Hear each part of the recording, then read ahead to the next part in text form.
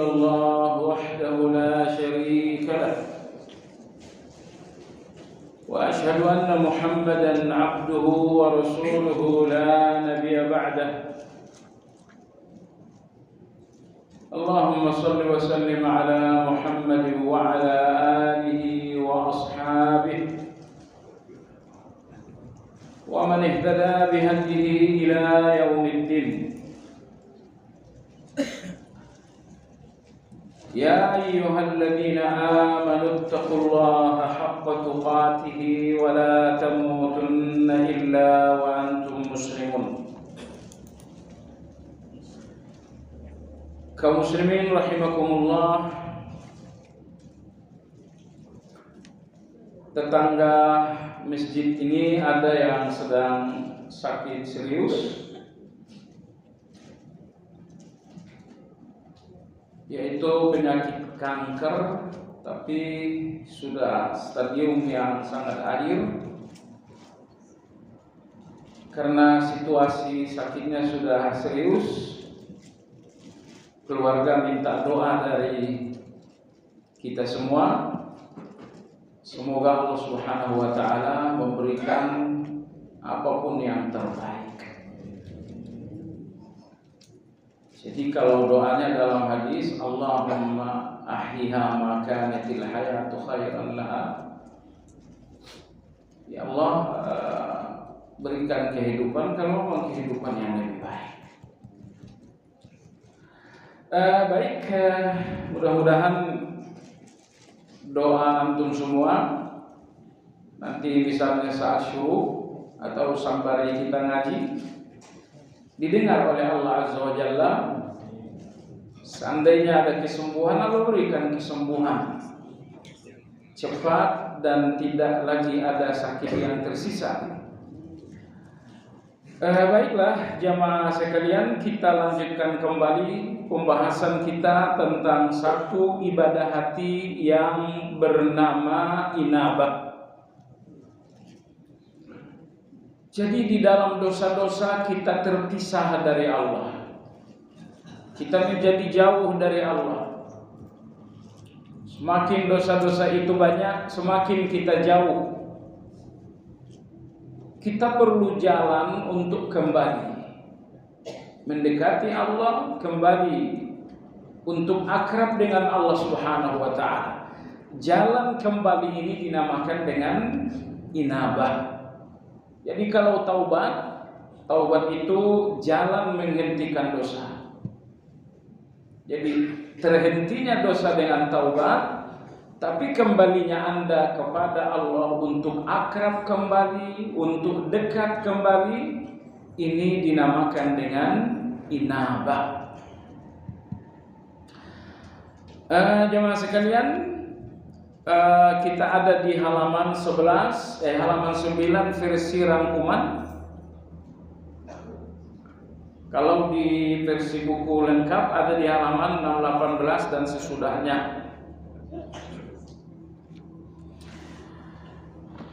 Baik, Imam Ibnu Qayyim rahimahullahu taala berkata pada halaman 9, terkadang antara amal dan hati terdapat jarak. Oh, ini bagus sekali. Antara amal dan hati terdapat jarak. Maksudnya apa? Maksudnya apa perilaku ibadah kita dan apa ucapan-ucapan ibadah kita ini sering tidak nyambung dengan hati. Ini sering tidak nyatu dengan hati. Ambil contoh misalnya, dengan lisan inilah berkali-kali kita akui kebesaran Allah Subhanahu wa taala. Tapi ternyata kebesaran itu tidak ada di dalam hati. Itu artinya bahwa antara perilaku lisan kita yaitu ucapan itu tidak senyawa, itu tidak sama dengan isi hati kita. Maka Ibnu Qayyim rahimahullah mengatakan, terkadang antara amal dan hati terdapat jarak, di mana jarak tersebut menjadi penghalang antara amal dengan hati, sehingga seseorang menjalankan amal yang sangat banyak tanpa sedikit pun cinta, khauf dan roja memasuki hati melalui amal-amal tersebut. Kita melakukan zikir yang sangat banyak, kita bertilawah, kita melakukan salat. Pertanyaannya, ibadah-ibadah yang kita lakukan siang, malam, pagi, sore, adakah ibadah-ibadah ini makin menumbuhkan cinta kepada Allah Subhanahu wa taala? Adakah ibadah-ibadah ini makin menumbuhkan khauf alias rasa takut kepada Allah Subhanahu wa taala? Ataupun roja, optimisme, harapan? Ambil contoh misalnya, ketika Anda mengucapkan alhamdulillah, segala puji bagi Allah Tabaraka wa Ta'ala. Pujian ini sehubungan dengan Rabbul Alamin. Anda tahu Rabbun itu ada dua, gabungan antara penciptaan dan pengaturan. Allah ciptakan saya, lalu Allah atur kehidupan saya. Gabungan antara mencipta dan mengatur dinamakan dengan Rabbun. Allah sebutkan dalam surat Al-A'raf, ala lahul khalqu wal amru tabarakallahu rabbul alamin. Ingatlah, penciptaan dan pengaturan hanya oleh Allah. Tabarakallahu rabbul alamin, maha agung Allah rabbul alamin. Dalam ayat ini Allah sebutkan penciptaan dan aturan, lalu ditutup dengan Rabbul Alamin. Maka Rabbun alias rububiyah gabungan dari dua hal, bahwa Allah menciptakan kemudian Allah mengatur. Nah, ketika misalnya di awal Fatihah Anda ucapkan alhamdulillahi rabbil alamin, Anda sedang memuji. Logisnya antara puji dan cinta itu enggak terpisah. Karena tidak ada cinta tanpa muji, dan harusnya pun tidak ada puji tanpa cinta. Tapi pertanyaannya, saat Anda memuji Allah, alhamdulillah, benarkah ini bisa menambahkan cinta Anda kepada Allah? Anda masuk kepada ayat berikutnya, Ar-Rahmanir Rahim. Allah Maha Pengasih, Allah Maha Penyayang. Semestinya apapun keinginan dan harapan-harapan Anda, dunia dan akhirat, Anda kembalikan kepada Ar-Rahman dan Ar-Rahim. Keinginan saya ada di dalam Rahman dan Rahimnya Allah. Solusi kehidupan saya ada di dalam Rahman dan Rahimnya Allah. Harapan-harapan hidup saya ada di dalam Rahman dan Rahimnya Allah.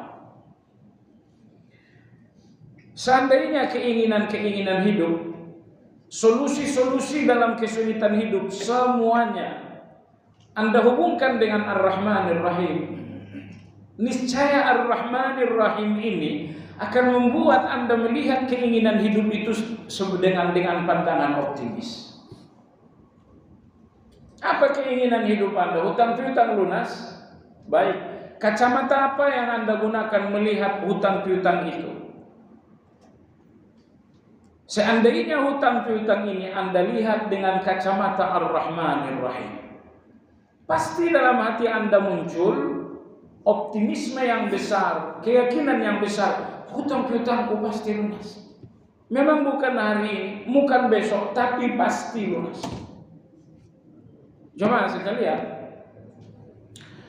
dalam riwayat Imam Bukhari dan Imam Muslim, hadis Zubair bin Awam. Zubair bin Awam radhiyallahu anhu, di pagi hari terjadi pertempuran Jamal. Beliau memanggil anak tertua beliau bernama Abdullah bin Zubair. Zubair bin Awam, ibunya bernama Safiyah. Ayah dari ibunya bernama Abdul Muttalib. Berarti hubungan Zubair dengan Nabi kita sebagai Sebagai apa itu? Jadi Zubair nama ibunya Sofia nama bapaknya Abdul Muttalib. Nama bapak Nabi kita Abdullah, bapaknya Abdullah ini Abdul Muttalib. Berarti hubungannya ya sepupu lah antara Zubair dengan Nabi. Dan anak tertuanya yaitu Abdullah bin Zubair, anak pertama lahir dari golongan muhajirin di Madinah.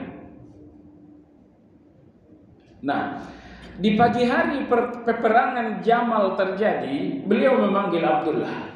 Beliau mengatakan, wahai Abdullah, saya merasa termasuk orang yang hari ini pertama kali mati. Ini firasat orang yang beriman. Saya merasa di hari ini saya termasuk orang yang akan pertama kali tewas. Wala yahummuni illa duyun. Dan tidak ada kegelisahanku kecuali hutang piutang. Abdullah mengatakan, memangnya hutang berapa? Beliau mengatakan alfin wa mi'atai dinar. Hutang saya 2.200 dirham. Dulu tidak ada juta jamaah sekalian. Di zaman Nabi ngomong juta 1.000. Jadi kalau bahasa sekarangnya, Zubair mengatakan hutangku 2.200 dirham. 2.200 dirham. 1 dirham itu 2,9 gram perak. 2,9, sekian. Genapin aja 3 gram. 3 gram perak itu 1 dirham. 3 gram 1 dirham. Jadi hutang ini 2.200 gram kali 2.200 dirham kali 3 gram. Per gramnya berapa sekarang? Ada yang baru beli gram? Baru beli perak. Mungkin harganya di atas 50.000. Itulah total hutang beliau ya, miliaran juga. 2.200 gram, 2.200 dirham kali 3 gram kali harga perak. Kata Abdullah bin Zubair, bagaimana saya menyelesaikan hutang piutang sebanyak ini? Beliau mengatakan, jual, saya ada aset untuk dijual. Tapi aset-aset ini bukan karena saya pernah menjadi pejabat. Bukan pula karena saya pernah ditugaskan menjadi penagih pajak. Semua aset-aset ini murni bagian ghanimah dalam jihad. Baik, berapa asetnya?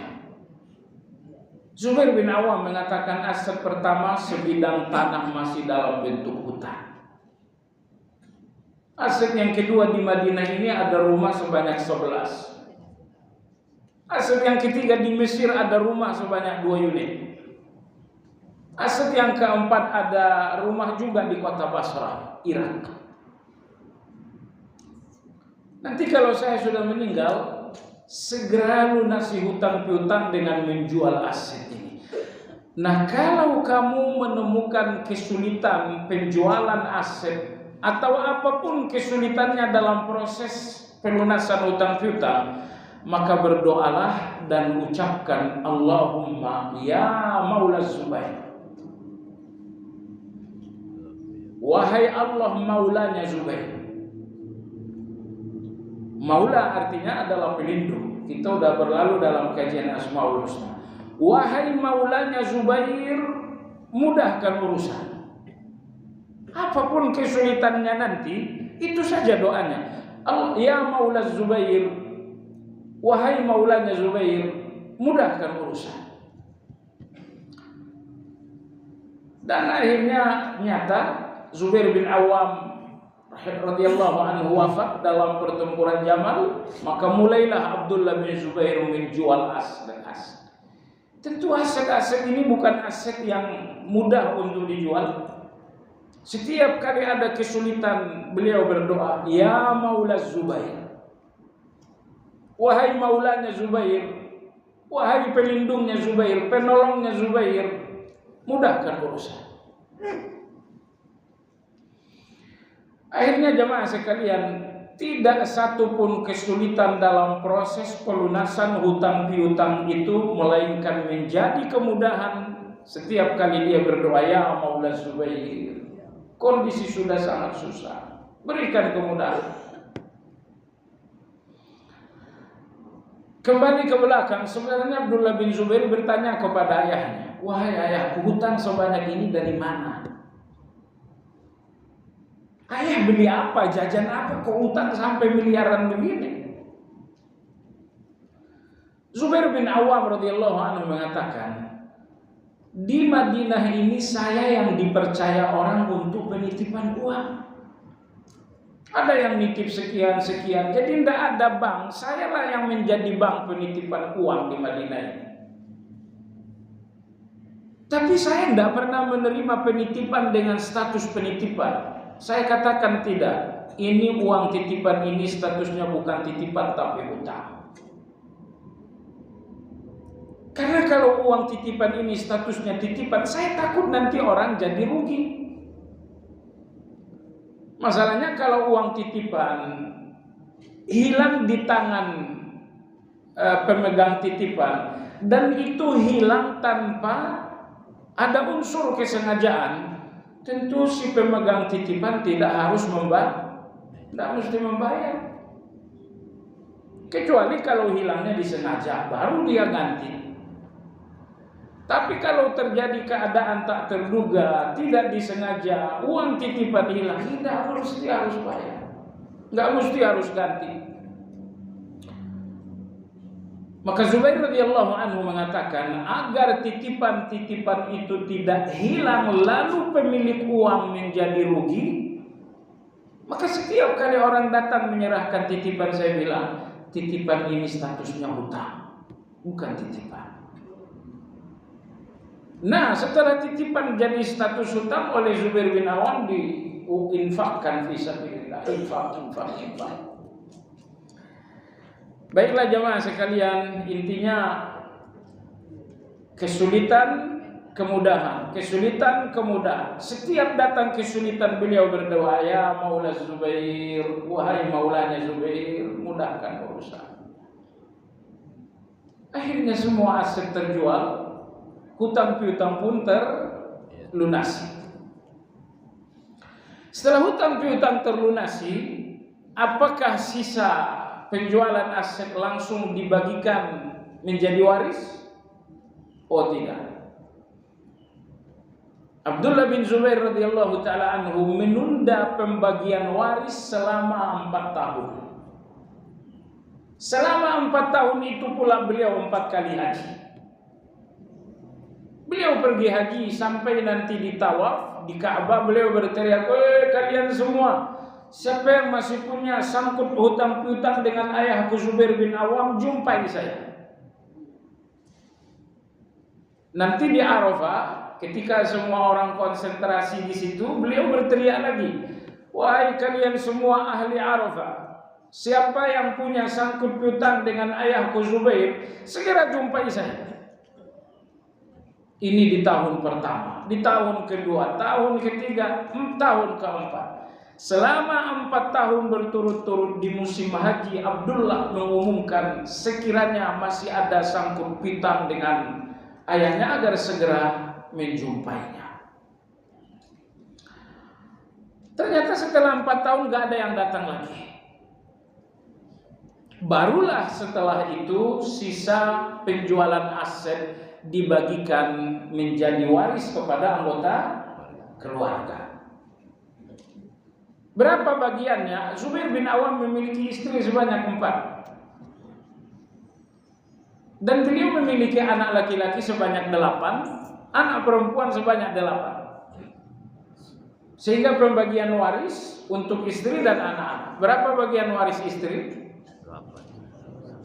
Ketika ada anak-anak, maka bagian istri sebanyak 1/8. 1/8 dibagi 4. 1/8 dibagi 4. Berapa bagian masing-masing istri Masing-masing istri mendapat bagian 1.200.000 gram dirham. 1.200.000 gram. 1.200.000 dirham. Jadi Anda bisa bayangin betapa banyaknya hasil penjualan aset itu. Satu orang istri saja itu dapat 1.200 dirham. Bukan gram, 1.200.000 dirham kali 3 gram tadi. Itu bagian satu orang istri. Istrinya ada 4, belum anaknya ada sejumlah, laki-laki 8, perempuan 8. Jadi maksud saya jamaah sekalian, setiap ada kesulitan, berdoalah kepada Allah, katakan, wahai Maulana Zubair, bantulah kesulitan ini. Pelajaran buat kita juga. Kalau Anda nanti ada kesulitan, sebutkan nama Allah. Allahumma ya Maulai. Allahumma ya Maulai. Kalau tadi Zubair yang kesulitan, nah sekarang yang kesulitan kan saya. Tentu saya tidak sebutkan Maula Zubair, tapi saya sebutkan Allahumma ya Maulai. Ya Allah Maulai, pelindungku, penolongku.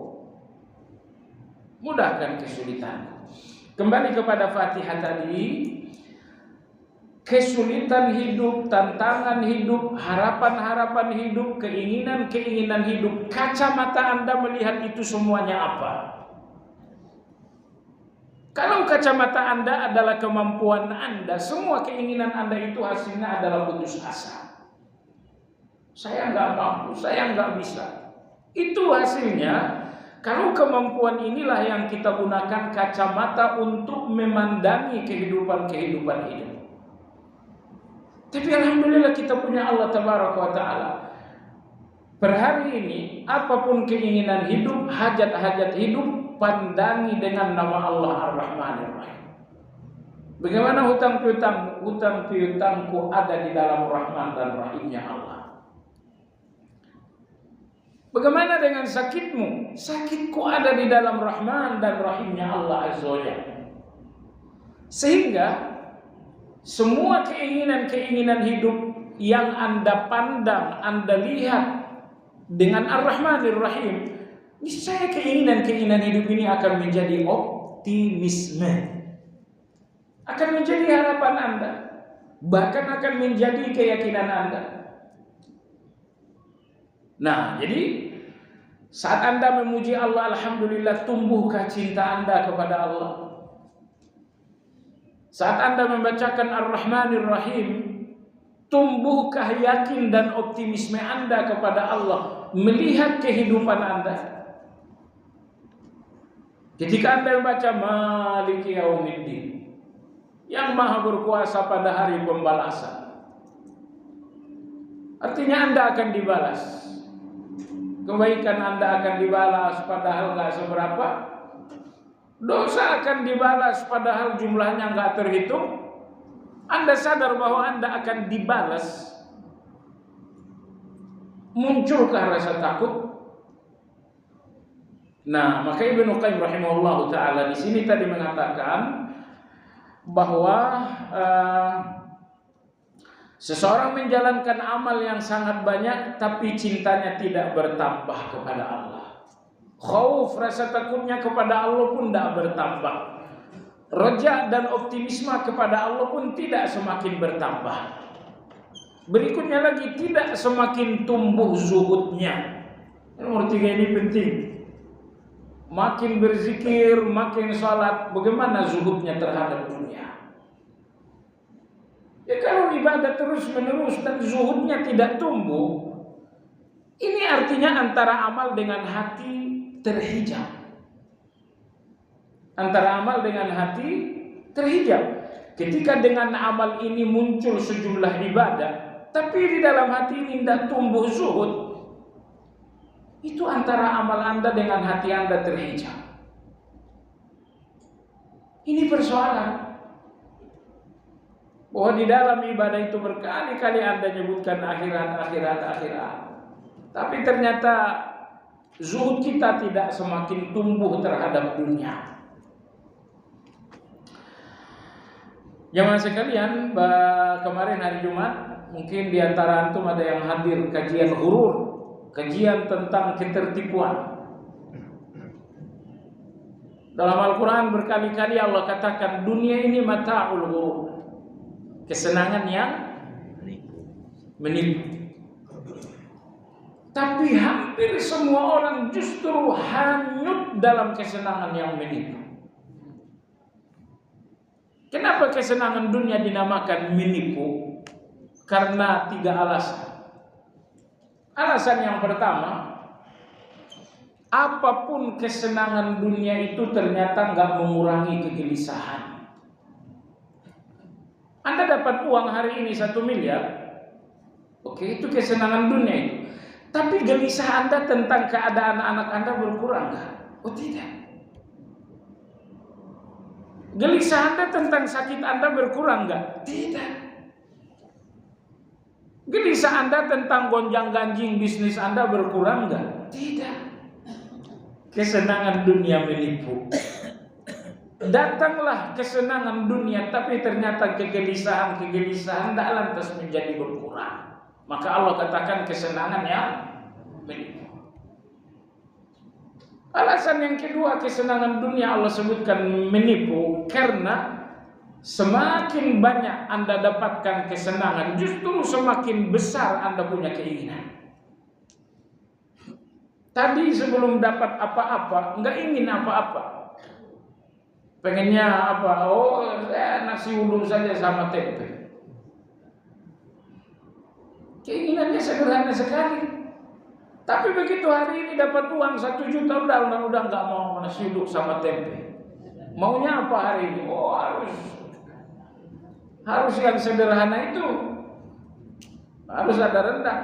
Nanti uangnya nambah 2 juta, udah nggak mau lagi rendang balado. Maunya apa? Maunya steak di restoran termewah. Jadi coba lihat jemaah sekalian, semakin dunia ini memberi, semakin Anda menginginkan yang lebih. Padahal keinginan itu pikiran sebelum tercapai. Keinginan itu kegelisahan sebelum tercapai. Apa keinginan kamu? Oh, saya lagi ada uang 5 miliar. Keinginan saya mau jalan-jalan ke Jepang. Keinginan Anda ini adalah pikiran. Keinginan Anda ini adalah beban. Sebelum tercapai Anda akan gelisah dengan pikiran itu. Maka dunia ini Allah katakan kesenangan yang menipu. Karena makin Anda dapatkan banyak dari dunia, makin Anda menginginkan yang lain. Dan setiap keinginan adalah kegelisahan. Nomor 3, kesenangan dunia ini kata Allah menipu karena kesenangan dunia jelas mengurangi kesenangan Anda di akhirat. Dan mungkin di dunia senang 100%, di akhirat 100% senang. Nggak mungkin. Makin banyak kesenangan dunia Anda ambil, itu akan mengurangi kesenangan Anda di akhirat. Makanya orang miskin mendahului orang kaya memasuki surga berapa? 500 tahun terlebih dahulu masuk surga. Orang-orang miskin model kita ini, kalau sudah tanggal muda, gelisahnya muter-muter. Gelisah pertama kontrakan, gelisah kedua SPP anak, gelisah ketika token listrik dari pagi teriak. Tapi kalau bagi orang-orang kaya udah nggak ada gelisah. Apa masalah? Oh, SPP anak berapa? 2 juta, bayar 20 juta sekali. Uang banyak. Oleh sebab itu minimal dengan 3 alasan ini, kesenangan dunia ini dinamakan dengan ghurur, menipu. Nah, baik jemaah sekalian. Jadi tadi Ibnu Qayyim rahimahullah mengatakan, amal semakin banyak, zikir semakin banyak, tapi jiwa zuhudnya tidak muncul. Tidak muncul, enggak terbangun, tidak tumbuh jiwa zuhud.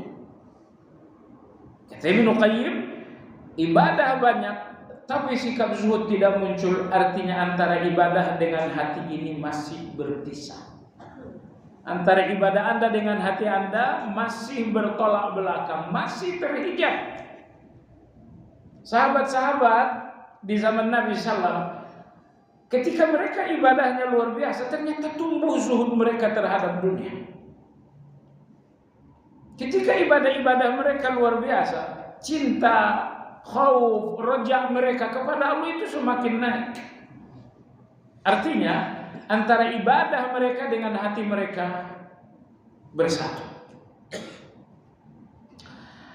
Tidak muncul cinta akhiratnya, ya, tidak bersinar cahaya untuk membedakan antara waliullah dan walius syaitan. Ibadah habis-habisan, tapi tidak lantas ada cahaya untuk melihat mana waliullah, mana walius syaitan. Di dunia ini seramai orang yang Anda lihat pada akhirnya hanya dua golongan. Segolongan manusia adalah waliullah, segolongan yang lain adalah walius syaitan. Kalau Anda orang yang sungguh-sungguh beribadah, mestinya Anda melihat mana yang waliullah, mana yang walius syaitan. Berikutnya, antara yang hak dan yang batil. Ibadahnya bertambah, tapi cahaya yang membuatnya mengenali kebenaran dan kebatilan, cahaya itu enggak makin bersinar. Allah berfirman dalam Al-Quran, Allahu waliyul ladina amanu yukhrijuhum minadh dhulumati ilan nur. Allah adalah walinya orang-orang yang beriman. Wali Anda dalam sosial, orang tua. Wali Anda dalam bernegara, para pemimpin. Tapi wali Anda sebagai ciptaan, apalagi sebagai orang yang beriman, wali Anda adalah Allah. Semua ibadah-ibadah ini adalah hubungan hamba dengan walinya. Salat, hubungan hamba dengan walinya. Zikir, puasa, zakat, ini hubungan hamba dengan walinya. Jaminan Allah tabaraka wa ta'ala, kalau hubungan kehambaan dengan wali terbangun dengan baik, jaminan Allah yukhrijuhum minadh dhulumati ilan nur, maka Allah akan mengeluarkan Anda dari kegelapan menuju keimanan, menuju cahaya, dari kegelapan menuju cahaya. Di dunia ini banyak kegelapan. Keraguan-raguan itu kegelapan yang membuat Anda nggak tahu harus ngambil sikap apa. Kebodohan adalah kegelapan yang membuat Anda nggak tahu harus kemana. Ketakutan adalah kegelapan yang membuat Anda nggak berani.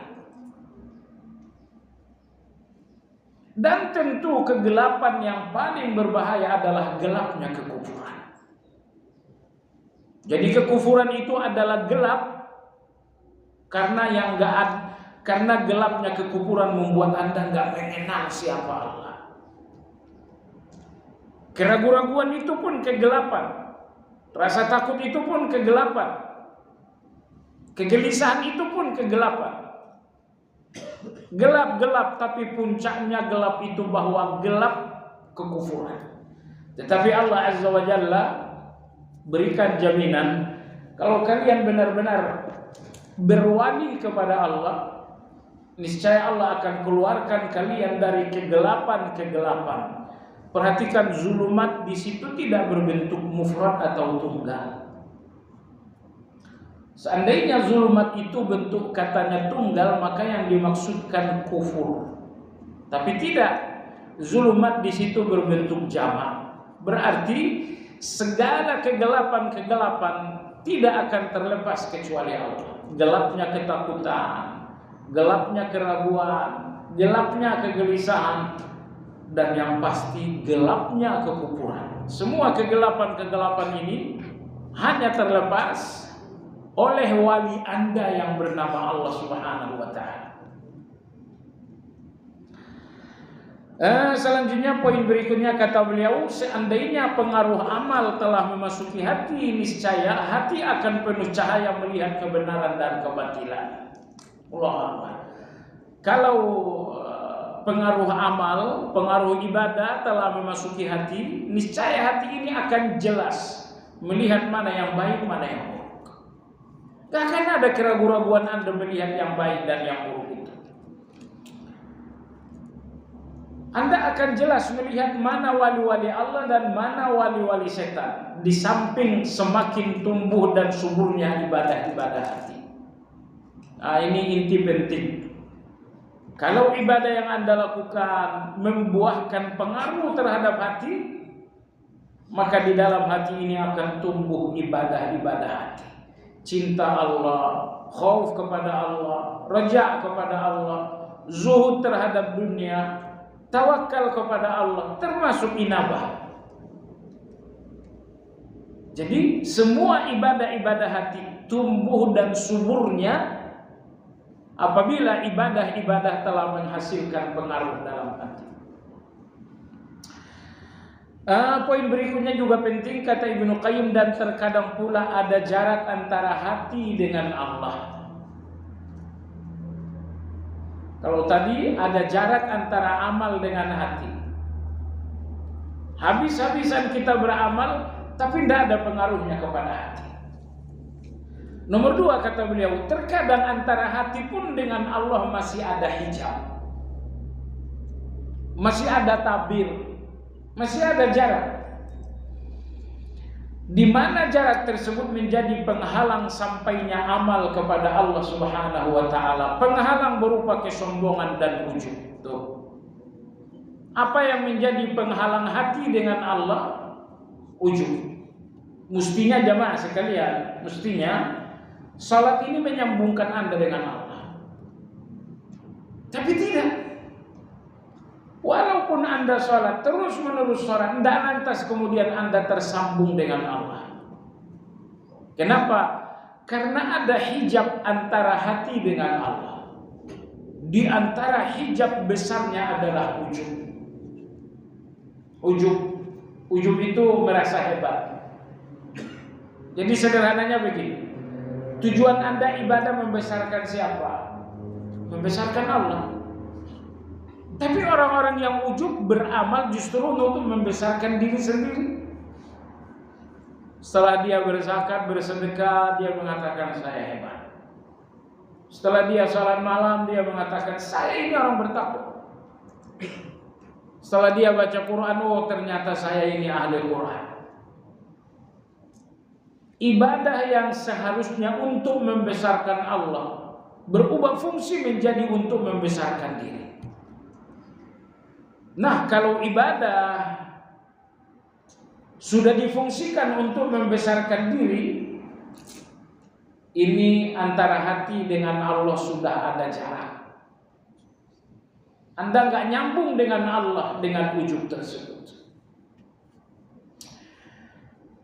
Jemaah sekalian yang saya hormati, ujub ini berat. Ini bukan penyakit orang awam seperti kita saja. Saya lihat di level pertama mengidap penyakit ujub ini justru adalah orang-orang yang berilmu. Orang-orang yang berilmu. Orang yang berilmu sepintar-pintarnya berbicara tentang tazkiyatun nafs, tapi ternyata dia nggak lantas selamat dari ujub. Jadi afwannya, jangan berpikir ketika Anda orang yang selalu memberikan nasihat berarti Anda orang baik. Anda keliru. Ketika Anda orang yang sering menjelaskan tazkiyatun nufus, belum tentu hati Anda bersih. Ke timur, ke barat, ceramah, kajian, khutbah, selalu menjelaskan tentang Allah Maha Besar, Allah Maha Agung, belum tentu Anda mengagungkan Allah Azza wa Jalla. Maka kata kuncinya, kata Ibnu Qayyim rahimahullah, kalau dalam ibadah-ibadah itu masih ada ujub, Anda termasuk orang yang masih terhijab. Anda termasuk orang yang masih ada jarak dengan Allah. Anda belum nyambung dengan Allah. Apa yang memutuskan Anda dengan Allah? Jawabannya ujub. Sebab itu kemarin saya dengar nasihat bagus dari Syekh Mukhtar Asy-Shinqiti hafizahullah ta'ala. Beliau mengatakan, jangan terima pujian manusia dalam hal-hal yang menjadi antara Anda dengan Allah Azza wa Jalla. Anda memuji saya dalam lomba lari, silakan. Karena lari ini bukan hubungan saya dengan Allah. Anda memuji saya karena kemampuan saya main bulu tangkis misalnya, nggak jadi soal. Pujilah saya dalam hal-hal seperti ini. Tapi kata Syekh kita Hafizahullah Ta'ala, jangan terima sepatah kata puji manusia dalam hal-hal yang menjadi hubungan Anda dengan Allah. Pujian manusia untuk sholat Anda jangan terima. Pujian manusia untuk zikir Anda jangan terima. Karena hakikatnya pujian untuk Anda ketika nama Anda telah menjadi buah bibir antara Allah dan malaikat. Misalnya Allah manggil Jibril, Allah mengatakan, wahai Jibril, aku cinta si fulan. Oh, itu pujian yang sesungguhnya. Hadisnya begitu kan? Idza ahabballahu 'abdan nada Jibril. Saat Allah sudah mulai menjatuhkan cintanya kepada seorang hamba, maka Allah memanggil Jibril. Jibril, saya cinta fulan. Dan saya memerintahkan kamu cinta fulan juga. Ini sanjungan yang sesungguhnya bagi Anda. Nah, jadi apa yang dinasihatkan oleh Syekh Syinqiti tadi? Genggam erat-erat.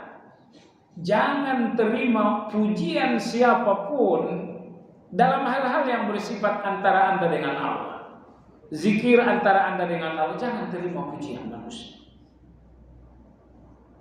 Karena pujian untuk Anda dalam hubungan Anda dengan Allah, Allah yang muji. Tapi kalau dalam olahraga Anda dipuji, ini gak ada hubungannya dengan Allah, terima saja pujian orang lain. Nah, baik jemaah sekalian. Jadi kalau masih ada harap-harap puji dalam ibadah, itu ujub. Senantiasa mengingat amal, melupakan nikmat. Ini bagian dari ujub. Selalu mengingat-ingat amal. Oh semalam, oh tadi pagi.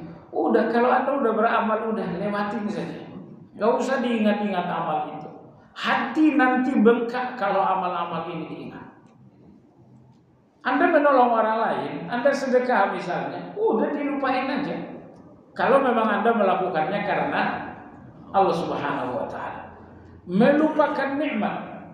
Saya khawatir ini dosa rata-rata kita jemaah sekalian. Kita termasuk orang yang gampang lupa dengan nikmat Allah. Padahal entah berapa ayat dalam Al-Quran mengatakan wazkuru ni'matallah. Ingat-ingatlah nikmat Allah. Buktinya Anda termasuk orang yang gampang lupa dengan nikmat, bahwa Anda membesarkan musibah. Besarnya musibah dalam penilaian Anda itu buktinya Anda sedikit menghitung nikmat. Allah Subhanahu wa Ta'ala berulang kali memerintahkan kita untuk ingat nikmat, ingat nikmat. Karena orang yang banyak mengingat nikmat akan melihat musibah itu sesuatu yang kecil. Jadi kalau udah dengar orang yang mengeluh, aduh susah sekali, aduh.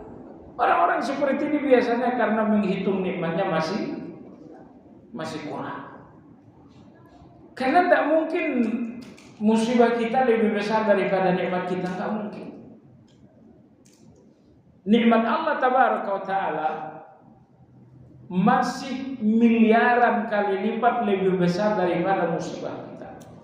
Cuma kalau nikmat ini sudah terlewatkan, tidak diingat-ingat, maka akan jadilah musibah itu sesuatu yang besar, sesuatu yang sangat membebani.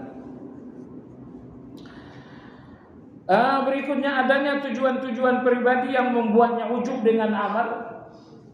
Ini kita udah bahas pekan lalu. Amal dalam pelaksanaannya abaikan segala keuntungan pribadi Anda dalam amal. Namun dengan kasih sayang Allah semuanya dirahasiakan agar manusia tidak berputus asa terhadap Allah. Ya, ujub Anda ini dirahasiakan oleh Allah. Tidak adanya zuhud Anda pun dirahasiakan oleh Allah. Tidak tumbuhnya cinta Anda kepada Allah seiring dengan ibadah yang makin banyak, itu pun dirahasiakan oleh Allah Subhanahu wa taala. Semisal ada pengumuman, si fulan sholat tapi cintanya enggak nambah, akan putus asalah kita dengan sholat-sholat kita ini. Tapi jamaah sekalian, bahwa cinta kepada Allah ini tidak tumbuh, tidak bertambah, itu dirahasiakan oleh Allah. Bahwa keyakinan kita kepada Allah ternyata lemah, dirahasiakan oleh Allah. Ujub kita pun dirahasiakan oleh Allah. Agar apa? Agar kita terus-menerus berbenah. Sebab kalau kelemahan-kelemahan, bahkan kejahatan-kejahatan kita ini dinampakkan oleh Allah, kita akan berputus asa. Agar kita tidak patah semangat dalam beramal dan tidak lemah dalam bertekad dan tidak lemah tekad dalam ketaatan serta futur dalam ibadah. Allah rahasiakan semuanya agar kita tidak futur, agar kita tidak lemah tekad. Tetapi meski Allah Subhanahu wa taala merahasiakan, tugas kita adalah mengkaji diri. Kamu sholat, iya, sabarnya nambahkan. Asalnya sholat dengan sabar itu saudara. Wasta'inu bis sabri wassalah. Minta tolonglah kepada Allah dengan sabar dan salat. Jadi pertolongan Allah itu datangnya dengan, perhatikan, sabar dan salat Allah pasangkan. Jadi kalau Anda salat sabarnya nggak ada, oh itu harus dievaluasi. Karena ayat nggak mungkin salah. Semakin seseorang sholatnya bagus, sabarnya akan semakin tumbuh. Begitu selanjutnya. Artinya semua ibadah-ibadah lahiriah, salat, puasa, zakat, zikir, tahajud, doa, semua ibadah-ibadah ini untuk memperbaiki hati agar tumbuh ibadah-ibadah. Baik jemaah sekalian yang saya hormati, poin berikutnya, pembahasan baru adalah mengenai tingkatan inabah. Mengenai tingkatan inabah, belum masuk syuruh bukan? Inabah terdiri dari 3 tingkatan. Pertama, kembali kepada Allah dengan kesungguhan memperbaiki diri. Bagaimana saya menjadi seorang yang inabah? Seorang yang betul-betul sedang proses kembali kepada Allah. Kata Imam Ibnu Qayyim, kalau seseorang telah kembali kepada Allah, berarti harus ada kesungguhan memperbaiki diri. Jemaah sekalian, seluas pemahaman Anda tentang Islam ini, seluas itu Anda bisa memperbaiki diri. Tetapi sependek pemahaman Anda terhadap Islam, sependek itu Anda bisa memperbaiki diri. Jadi tidak mungkin Anda dan saya bisa memperbaiki kalau kita tidak paham Islam. Uang itu tidak pernah memperbaiki seseorang, percayalah. Jabatan itu juga nggak pernah memperbaiki seseorang.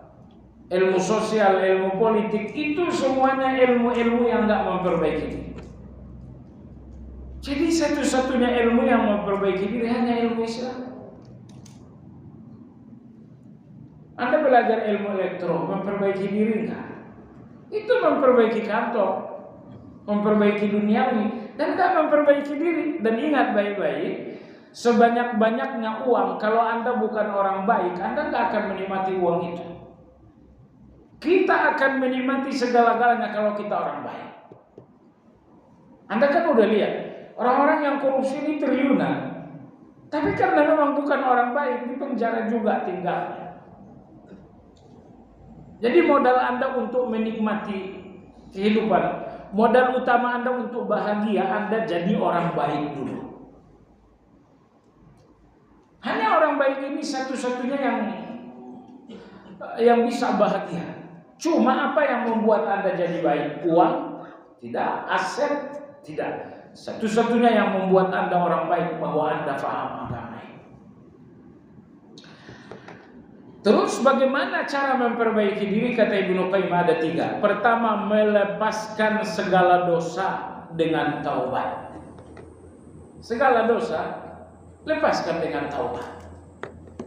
Kita sudah berlalu dalam pembahasan pengertian taubatan nasuh. Pendapat yang lebih kuat, taubat dinamakan taubatan nasuh dengan 3 syarat. Syarat yang pertama, bahwa taubatan nasuh itu melepaskan bukan 2-3 dosa, tapi semua dosa.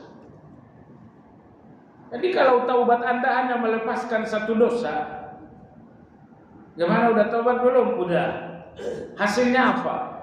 Riba udah berhenti sekarang, tapi urusan joget masih lanjut. Taubat Anda ini belum nasuh.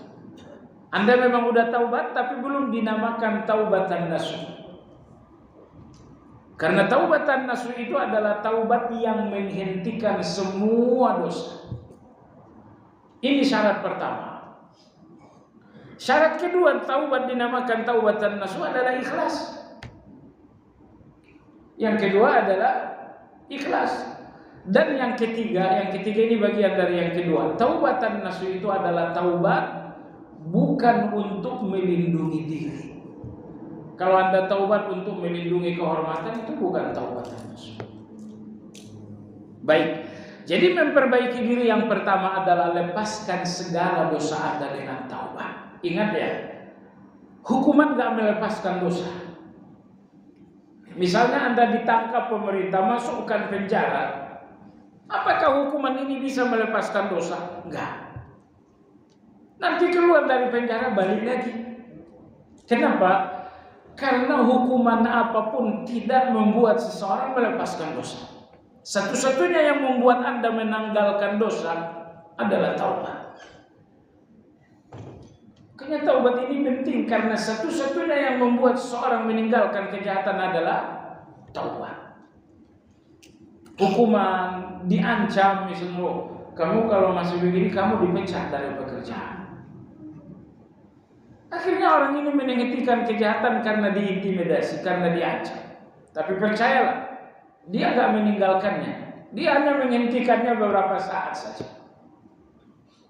Karena sekali lagi, tidak ada yang menghentikan seseorang dari satu kejahatan kecuali taubat.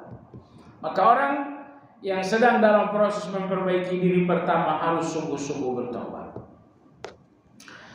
Nomor dua ini agak berat. Merasa sakit atas segala dosa yang berlalu. Bagian dari memperbaiki diri nomor 2 adalah merasa sakit dengan dosa yang berlalu.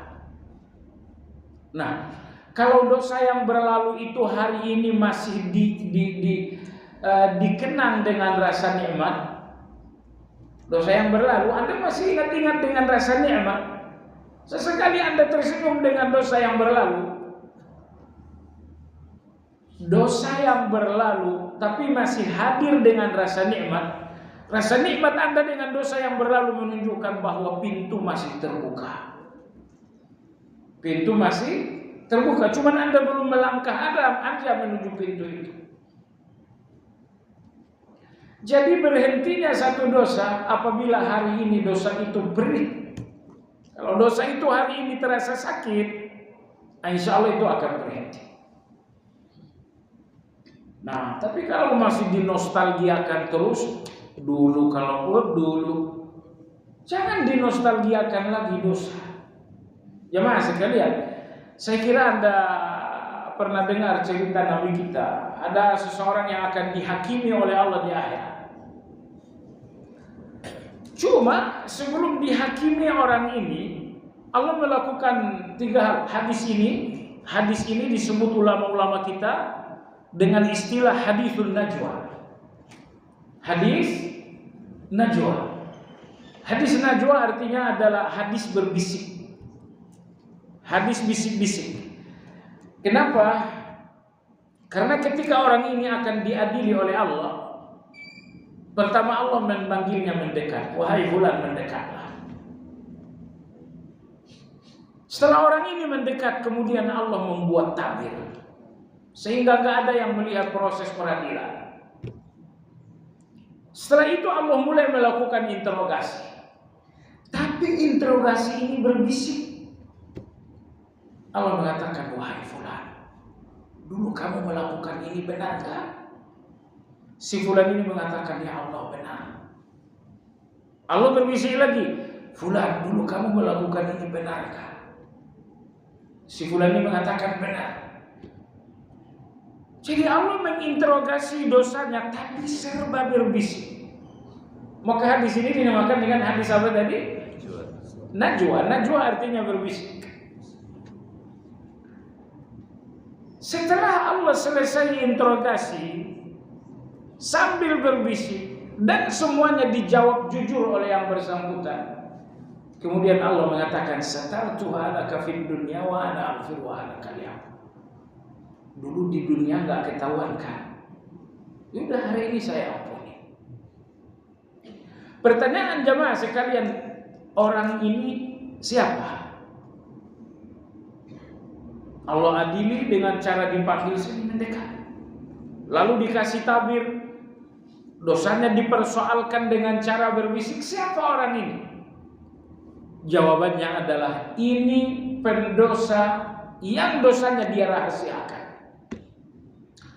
Nah, adapun dosa-dosa yang dibuka di depan orang atau dibuka dengan cerita kepada orang lain, nah, dosa-dosa seperti ini tidak akan diadili seperti tadi. Akan diadili terbuka sebagaimana dosanya terbuka.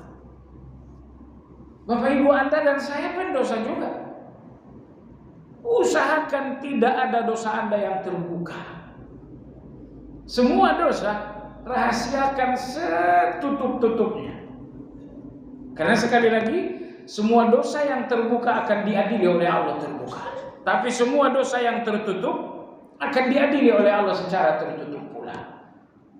Dan perhatikan, semua orang yang diadili secara tertutup semuanya diampuni. Ini laki-laki ini diadili secara tertutup, dipertanyakan dengan cara berbisik, ujung-ujungnya Allah mengatakan, udah deh kamu saya ampuni. Oleh sebab itu kegembiraan buat Anda semuanya jemaah sekalian. Tidak berdosa nggak mungkin. Dosa itu manusiawinya kita. Agenda manusia jadi hidup adalah berdosa.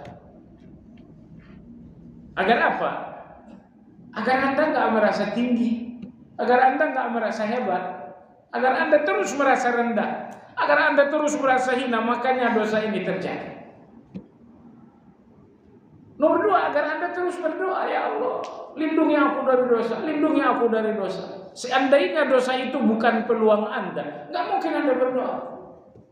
Tapi ketika kita semua berpeluang sama untuk melakukan dosa, udah akhirnya berdoa.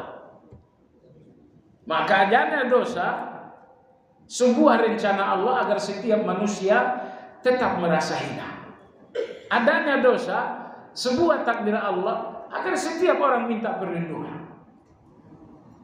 Baik jemaah sekalian, tapi ingat satu hal, kalaulah dosa ini tidak bisa ditahan, pastikan dosa ini rahasia. Jangan nampakkan kepada orang melalui perilaku terbuka, dan jangan nampakkan kepada orang melalui cerita. Maka Nabi kita bersabda, kullu ummati mu'afa illa al-mujahidin. Kata Nabi SAW, semua umatku yang berdosa diampuni, kecuali orang yang sudah terus terang dengan dosa itu. Dosa yang Anda lakukan terbuka, atau misalnya dicerita-ceritakan kepada orang lain, dosa seperti ini justru membuat Anda nggak salah. Nomor 3 kata Ibnu Qayyim, sungguh-sungguh mengejar keterlambatan amal. Amal apa aja yang kemarin terabaikan, sekarang kejar. Apa amal Anda yang sudah berlalu dan tertinggalkan, sekarang diperbaiki. Kata Ibnu Qayyim rahimahullah, memperbaiki perilaku dengan 3 hal. Nanti akan ada memperbaiki hati, ini memperbaiki perilaku. Memperbaiki perilaku dengan 3 hal. pertama, lepaskan kejahatan Anda dengan dosa. Dan nomor dua, jadikan semua dosa yang berlalu rasa sakit. Dosa menjadi rasa sakit kalau dia jadi penyesalan. Saya kira Anda mungkin pernah duduk ingat dosa sampai Anda mukul-mukul diri. Kenapa sih? Pernahkah seperti itu? Dan yang ketiga, memperbaiki diri, kata Ibnu Qayyim, terus-menerus mengejar segala keterlambatan dalam beramal. Baik jemaah sekalian, itu konsep 3 memperbaiki diri. Yang kedua nanti adalah konsep tentang kesetiaan dengan Allah Azza wa Jalla, akan kita kaji pertemuan akan datang insyaallah. Baik, demikian kajian hari ini, semoga bermanfaat bagi Anda yang dapat